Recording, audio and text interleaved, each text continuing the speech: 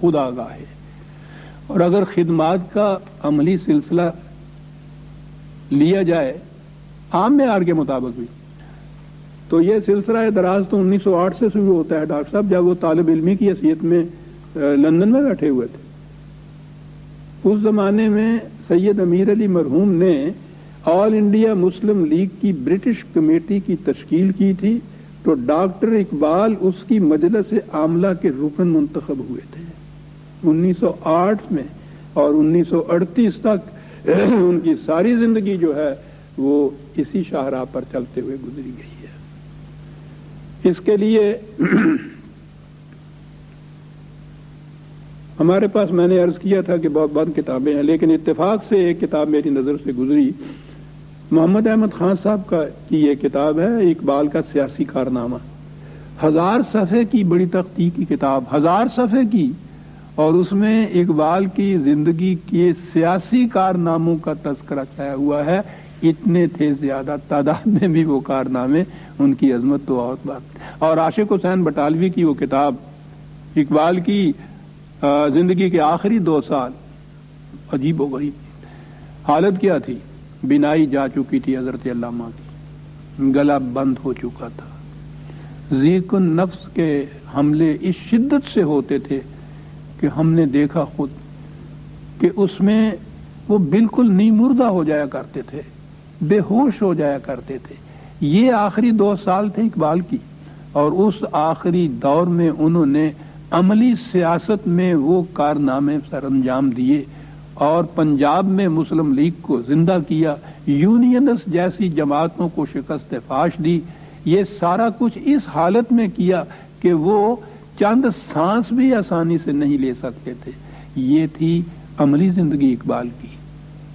میں ابھی عرض کروں گا کہ خود قائد اعظم نے بھی اس کا اعتراف کیا کہ اقبال، یہی میں پوچھنا چاہ رہا تھا کہ ریکارڈ تو افسوس ہے کہ ہمارے پاس ان خطوط کا نہیں ہے، ان میں شاید قائد اعظم نے علامہ اقبال کو کہیں یہ لکھا ہو، کوئی ایسی کوئی نہ کوئی تحریر، کوئی نہ کوئی واقعہ آپ کے ذہن میں ہوگا جس میں قائد اعظم نے خود اعتراف کیا ہو علامہ اقبال کی خدمات کا، یا ان کا جو رتبہ تھا اس کے متعلق کچھ کہا ہو؟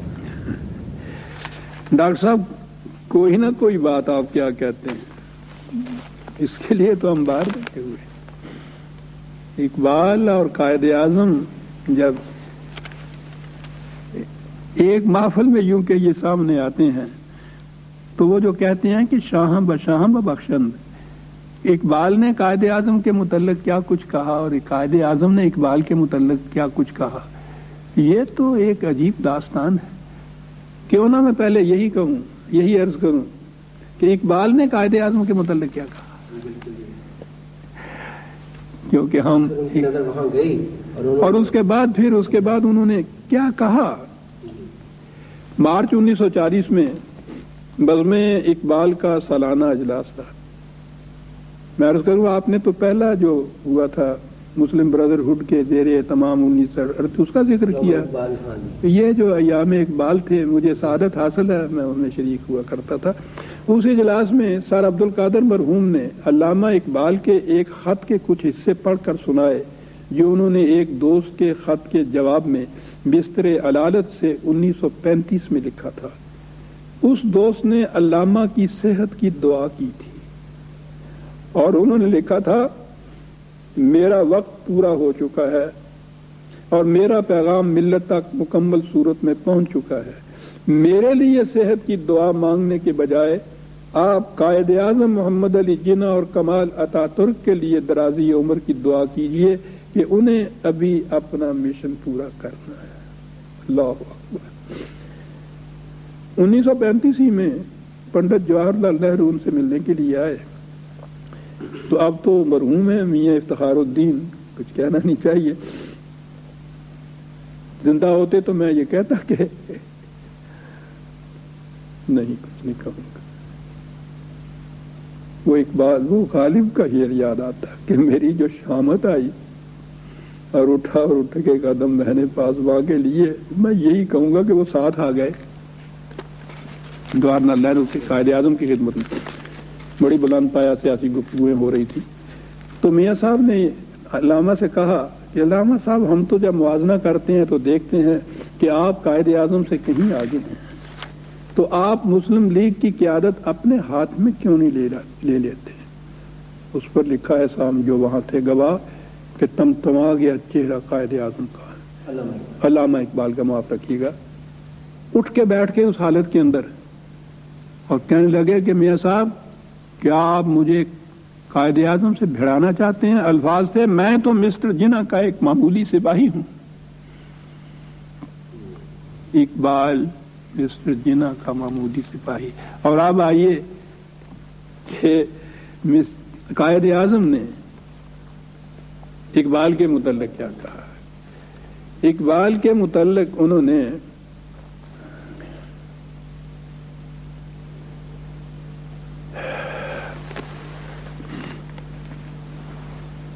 شروع میں کروں گا جب ان کی